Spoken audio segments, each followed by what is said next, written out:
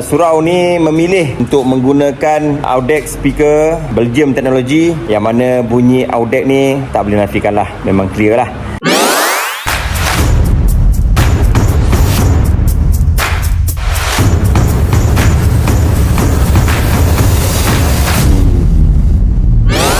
Alhamdulillah, kami dah sampai di Surau Kampung Permatang Sirih, Kepala Batas Penang.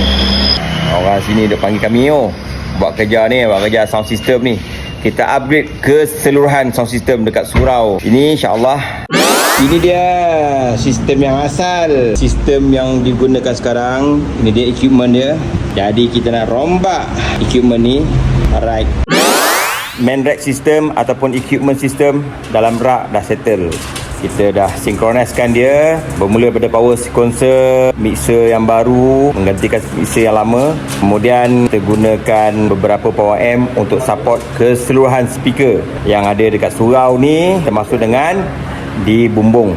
Dekat bumbung kita tambah 2 speaker long horn, dual double horn speaker, dan 2 lagi adalah single horn. Keseluruhan speaker di bumbung ada 4 unit, 2 yang panjang dan 2 yang pendek. Itu dia.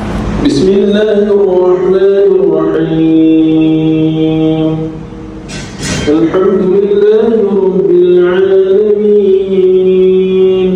Arrahmanirrahim. Maliki yaumiddin. Iyyaka na'budu wa iyyaka nasta'in. Ihdinas siratal mustaqim. صراط الذين أنعمت عليهم غير المغضوب عليهم ولا الضالين. Ini dia fungsi kita. Encik Amirul sedang mencuba sistem. Kita dah pasang, dah lengkapkan dengan monitor IMA. Lepas tu kita ada speaker front field, speaker kiri dan kanan, dan juga speaker di stage. Dan kita dah tukar speaker di bumbung.